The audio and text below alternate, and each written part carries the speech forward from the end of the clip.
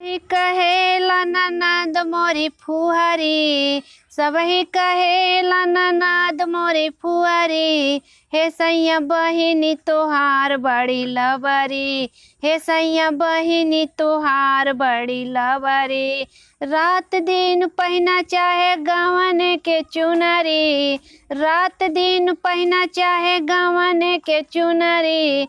हे भौजी एक तू लागा छछुनरी, हे भौजी एक तू लागा छछुनरी।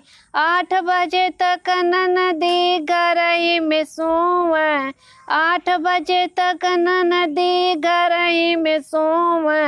होई गए बिया तबो नैहर से ढोवे, भर नहीं एको पस वाली खोपड़ी। हे सैया बहिनी तोहार बड़ी फुहरी, हे सैया बहिनी तोहार बड़ी लबरी।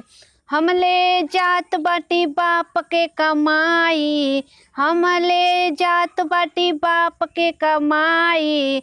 बढ़ बढ़ के बोलो जिन भौजाई, नैहर से लाऊ नहीं एको गोदरी, नैहर से लाऊ नहीं एको गदरी।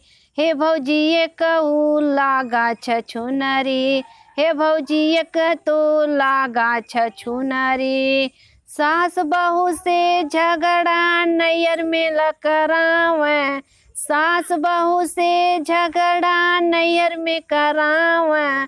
आय के हुकुम चलावे नैहर में, सैया कहे रानी तोहार नहीं सपरी।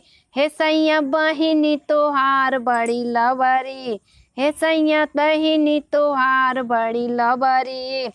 हेलो दोस्तों, पीएम भोजपुरी लोकगीत में आप लोग का स्वागत है। अगर आपको ये गीत अच्छा लगेगा लाइक सब्सक्राइब शेयर कमेंट जरूर करिएगा। ये भौजाई ननद का नोक-झोंक गीत है, तो आप लोग इस गीत को बुरा मत मानिएगा और ढेर सारा भर भर के प्यार दुलार दीजिएगा।